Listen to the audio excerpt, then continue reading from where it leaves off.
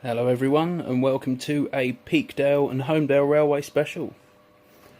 In this one I'll be taking you through some of the aspects and a full layout tour of Peakdale itself.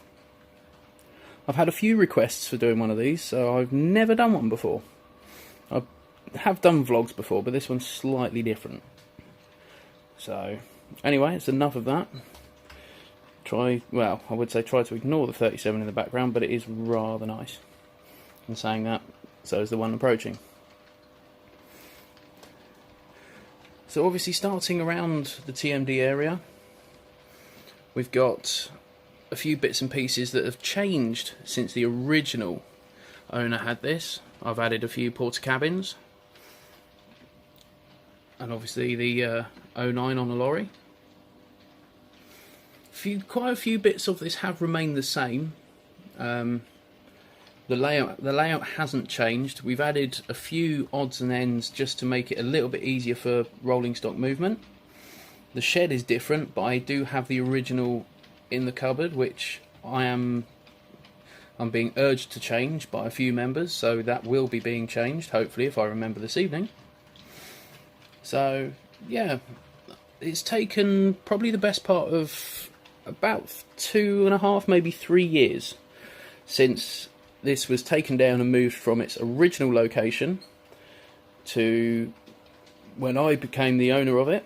I haven't changed anything really. It's still a lot of work to do.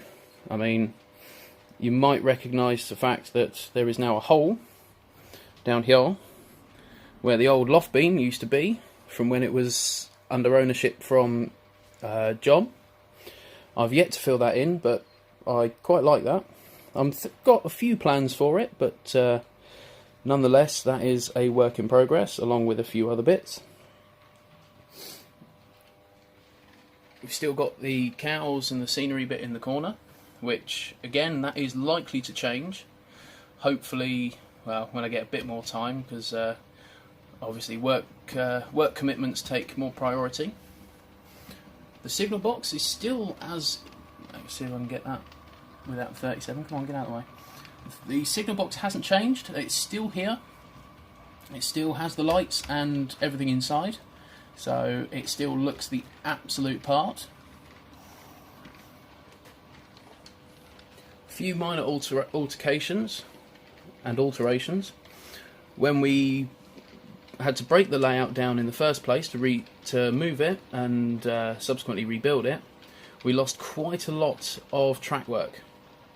So these bits up here all been replaced because the original ones sadly didn't survive.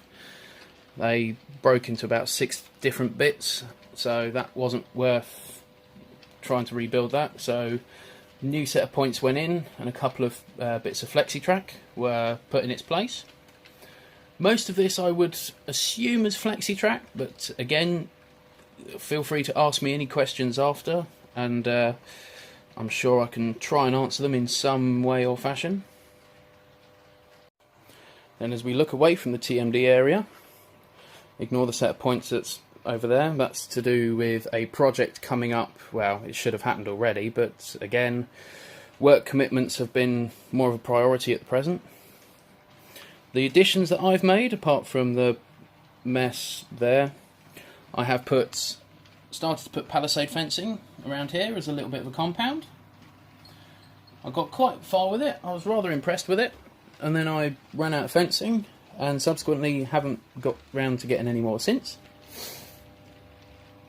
As we look over to the village, that has remained unchanged apart from the Christmas tree in the village square and the fact there's a giant stig in the garden. Some say he likes 37s, so he's got a good choice. And that his last 66 he owned, he decided to derail. Not sure why. So, who knows with that. A few alterations and additions you might have seen is signalling. So we've got one on the outside just here, one on the inside just there, and the same with, ignore the spare phone, and the same with the other two up here. These were thought of after a lot of debate, and looking at getting signals on here was an option that I wanted to do when I became owner, really. I thought if there's bit more detailing, I can go from there. And the addition of the odd random tree here and there to brighten the area up. The same with around the one of the control panels. So this is set up for analog. So I've got the inner two lines that you can see, a very Hellfire mug, my lords. Got 37116 just passing through with the auto ballisters behind the trees, and 37670 has just gone past with a stock move. Those are both on the digital side. This has remained the same, so you've still got digital on the inside. So we've got this line here and here are digital, and the same with this one because it's connected to the same system. These two are analog and have, again, that's remained since it was previous. The only big change that I've made was the addition of various crossovers. So before this regained digital, so before it was put back, all of it was analog beforehand with different switch zones. So underneath the test train here, which is rather awkward because I thought I moved that. See if I can get a different angle. There we go. You can just about see. We've got a set of crossovers from one of the circuits. So circuit 2, that takes you onto the analog circuit. And the switch panel, we've got the switch zone just there. So you can get from the second to third. So if you want to loop anything, like the container rake I've got just in here, it can be done, and very easily if you're on an analog setup. But again, now it's been put back to its original DC and DCC layout. I can still hold bits there if needed. I'll come to the other bit in a minute with that one. And again, the same with over here. So we've got, if you're on the third circuit, the analog circuit, got a set of points, and it will take you onto the very outside. And you can just see underneath where the old track used to be, because there was a couple of really steep curves and there was a lot of derailments going on. One of the other things that I've started to get round to doing, the main one, was the walkway. I made this out of bits of old hardboard, painted them black and stuck them down, so you've got a little walkway so you can get across the line all the way up the back and behind the tree. And it doesn't actually go anywhere, but that's kind of what I was aiming for. And also the addition, now the fiddle yard was never filmed as far as I'm aware when it was in previous ownership, but what we decided to do, because the ballasted section ended just from across there, and that was where the ballast ended, so what we did, I've got a mixture of ballasts that I like the look of, mixed quite a few together, and we've got a section all the way over here up to the camera and all the way over to the edge over here. We got that all ballasted just to add a bit of realism, so if I had the option of filming bits in the yard, they were there and I had the opportunity to do it, so I've added more detail. And then the main ones that we did first was the inside road, so circuit 1, once its ballast train's gone through. I started from the points up here. This was done over a couple of weekends, because again with work commitments, well, as every railway modeller knows, a model railway is never finished. You can always find bits and pieces to do. So we started the ballasting on the inside road, so we done the first circuit first, all the way round. So I liked the idea, because I thought if we did something in a newer ballast, so it looks like it's been freshly done. So we done the inside 2 first, which are these here, all the way around the yard, which was something that didn't feature in the other Peakdale videos. Feel free to correct me if I'm wrong. And then one other thing that I did, because in the previous video of the previous carnation of Peakdale, nothing major has changed, but I thought with the controller area, I've put down some grass. I've surrounded it with trees, and from the other side, if I can get there, ignore that, and we've got a little fence, just so you can basically sort of decipher from the two. So you've got like a little tea garden, for example, and then you've got various buffers which I really need to sort out somewhere. And yeah, the palisade fencing starts here, which is a bit awkward because I didn't have a piece small enough to fit in the gap. But again, it's little quirks. And then also the walkway, as we've got going all the way across and through the yard. Little network rail piece in the corner where your little fueling point is, along with a fueler. Again, it's bits and pieces that I've tried to fit in where I think is adequate. I've got an old abandoned signal box, which I've had that placed there for quite a while because it just looked right. I haven't, again, the detailing on the very outside part hasn't been finished yet, so it's still a lot of work to do in progress. We also ballasted from across here. Obviously the very outside road hasn't been done yet because it's work in progress, which again, a model railway is never finished. And we've added bits of grass in the middle, so it looks like there's been grass growing, and the same with just out here. Also, the addition of these lamps, very strange if you ask me having them there, but I wanted something like a yard, sort of mini yard lights to run through. I've got a few fitted over here at the minute. I think I've got 1, 2, 3. I've got 5 at the minute fitted. They're not too bad. They're a bit dark, but they are on the best setting possible to gain full brightness. And then also we've got 3 over here which haven't been wired in yet. They've been placed in, but we haven't quite decided where we're going to put the others yet.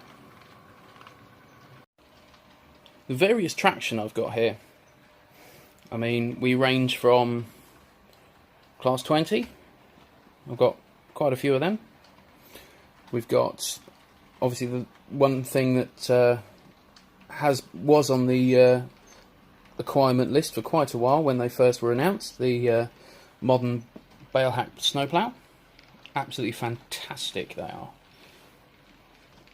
I've got the other one up the other end. Got the rarely seen Avenza Class 57, which I haven't used all that often because it doesn't really fit, but it's nice to use every now and then. We've also got DRS Class 37, 37425. It's not been done as per the real thing, but when I first got that loco, I was more than happy to have it as it came. And then if we move down the shed, we've got, if I can get in there, 37410 hiding in there. Now that one I had to replace the chassis on because the chassis basically had given up the ghost. So I replaced the chassis with one from another 37, which subsequently now has gone elsewhere, but is due to come back later on this year. So we've obviously got the Network Rail 57s here, 305 and 301. Both of one renumber and weathering, and the other one I believe was basically a full comb over. I've had those two now for quite a while as well, so they're brilliant little workhorses. This one here, 60009, Unionist South Africa. Yeah, I've got that right. That's good. That's waiting repairs because there's a few technical issues with that one, so that's out of action for the coming weeks. It was due to make an appearance a few weeks back on a charter rake, which subsequently, if I pop round here, ignore the chair, I've got a mixture of the Hornby and the Bachmann Pullman, and then the 4 lovely blue and grey Mark II aircon stock. It was supposed to appear on that a few weeks back, but yeah, with a technical issue, it's not actually moved yet. So, but we'll come back to that at a later point. And also the support coach that goes with it as well. Few others as well. I've got the DCR 56, number 303. That's due to also have some more work done to it in the coming weeks. It's got a bit of a light module problem at both ends, so I'm looking at ways to correct that. And then obviously we've got two more 56s up here. Fun enough, this is awkward because I've actually got two of them, but they're different. So I've got 094 at the back here. Picked that up a little while ago. X Sound Loco, not a problem with that. Runs like a dream. And then we've got a repaint, 56302, named Pico. Wonder where they've got that idea from. Yeah, I've picked that up. Only a mild lighting issue with the modules at both ends. One end works, the other end doesn't. But that's, again, it's work in progress. That's going to be something to get done at some point. If we pop down here, we've got 33207. Absolutely fantastic weathering on that. Can't really say much about that, but it just looks absolutely fantastic. We've got Fastline 56302. Now, I got this one from an eBay auction. So, yeah, it's quite awkward. You either love eBay or you hate it. It's 50-50 with me. I've had some really, really good bits, and some that's just pants. One of my favourites that's on the line, we've got D1015 Western Champion, as done in its revised livery as it used to look before it got a repaint to the full yellow ends. Again, I picked that one up through a friend of mine. You'll know his layout. I'll link it in the description below. That's been featured in the Railway Magazine and on YouTube and Facebook. Again, fantastic loco. That's going to be another one that's going to be featured for getting sound fitment, but that's all in due time. And then we've got 57002 here. That one I got redone. Ignore the nameplate that's held on with blue tack. That's not actually there. It's just a figment of everyone's imagination. I got this one again. This was another eBay purchase. It was something that just stood out for me, and I thought I'll go for that. You can kind of see a theme going on here with a lot of 57s and DRS logos. Now this one I've had for probably the best part, must be maybe 6 years now, and it's still very close to me. It's 37087.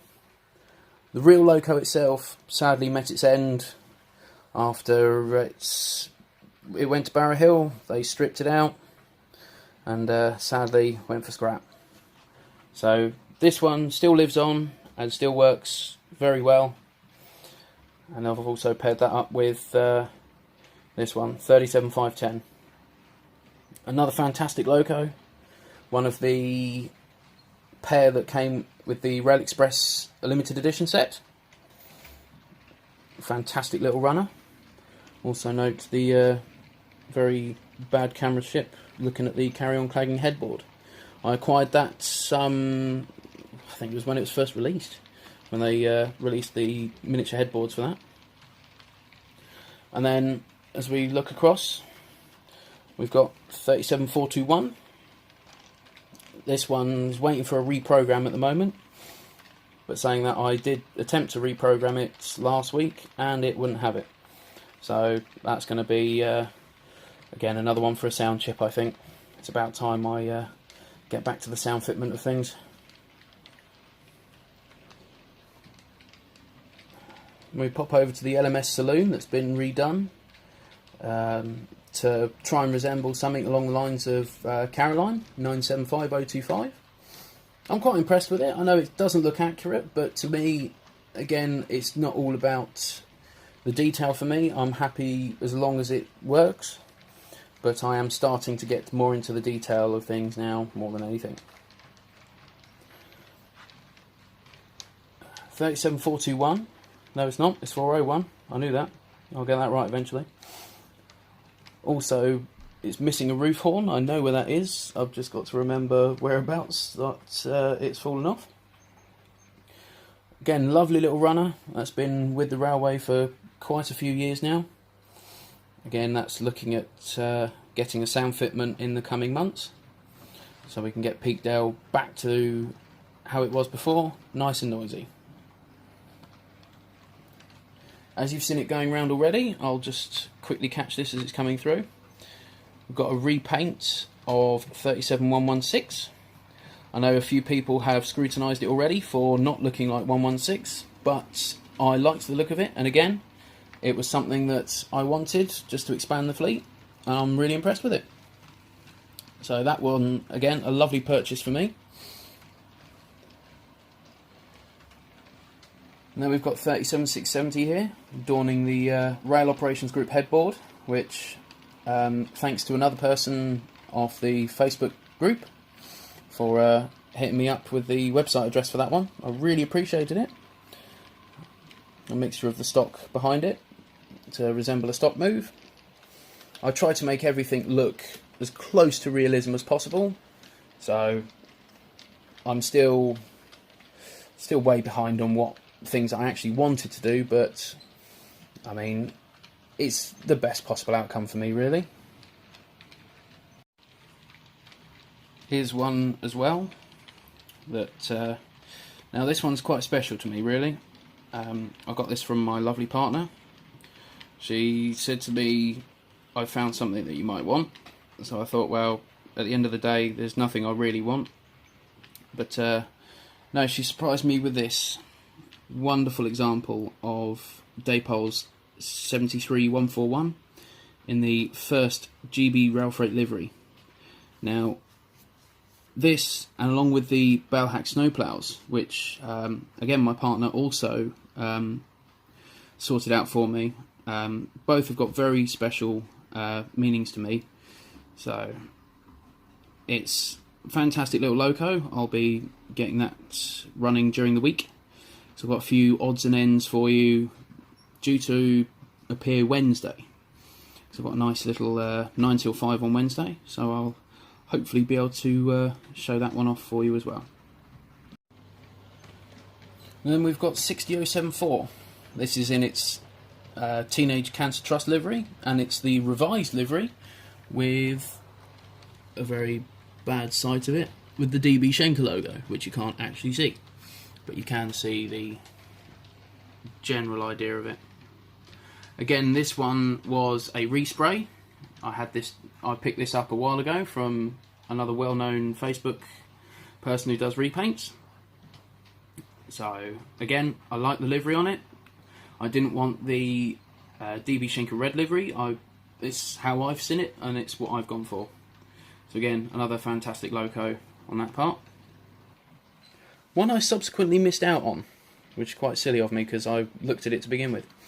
This one, probably one of the latest arrivals, apart from one which I'll come to in a minute, is 60087 in the fantastic Colas rail livery. This one is basically pristine. I've not managed to get any work done to it yet, and I have got the proper enamel nameplates to put on it as well. So that'll be coming up in the coming weeks once I get round to it. Such a lovely livery, the Colas rail livery. And lastly, on the digital circuit, we've got 31233. Now this loco I picked up from another well-known person off the Facebook groups, and this one had been on Peakdale before, but never actually filmed it because the speaker blew. So it was sent off to a friend of mine who done the electrical work, checked it all over, and just topped the weathering up a little bit, which does look absolutely fantastic. Look at that. It's the other side that I should really show you, but I'll do that in a little bit. Continuing the theme here, we now go on to the analog circuit. And here we've got one that hasn't done all that much because I'm waiting to decide if I want to keep it in Freightliner or to keep the Loco at all. We've got 57003 Freightliner Evolution sitting on a small rake of IOA ballast wagons. Use it more as a shunter than anything, just to move the odd wagons around, maybe even the stock move. I'll continue this in one foul swoop. We pop up here and we've got two examples from DB Schenker and Eurocargo. First one being Eurocargo Rails 66062, which I acquired from Kerno Model Rail Centre. I bought that one a few years ago when they released it. Hasn't actually done much for my railway yet. It's done the odd one or two workings, but it doesn't quite fit in. So that one I'm looking at converting to something else. Otherwise, we've got a Loco that has been on Peakdale before, which is 60099. Now this one has been featured beforehand previously with the original owner, and subsequently when the time came when the railway was going, I also mentioned about the Loco, and subsequently I said yes to picking it up. So yeah, another fantastic Loco back on its old hunting ground, and with a bit of grime added to it as well, it looks the part. Also of note, we've got the little four-wheel Bachmann TTA tank wagons. These again were featured previously by the previous owner and are here again. They have not left, but they are due to depart me in a couple of months' time when I make a visit up to the north. So, which again, that's going to be a nice little day. Yeah, ignore the fact we've got 37423 sat on nothing. I'm waiting to decide what to do with this, as it's a V-Trains model. Not overly keen on them. I've had a lot of people say that once you weather them, they look the part. But this one is supposed to resemble 423. It's got non-working Y-packs and it's got metal hooks, so you can drag everything round. But it's not for me, so that's probably going to be on the list of things to boot. And lastly, another Loco ex-original Peakdale, 60040. Now this one again used to be in ownership of the previous owner, and subsequently again I was given first refusal along with 60099, and I said yes to the pair of them. So yeah, we've still got some survivors from the original Peakdale layout who are now surviving on this current incarnation of the Peakdale layout. Now, I hope the tour has been alright for you. It's not easy for me. I'm no good on camera. I'm rubbish. As you can tell, I look dreadful. But it's something that has been needing to be done for quite a while now. So it's, yeah, hopefully you've enjoyed it anyway.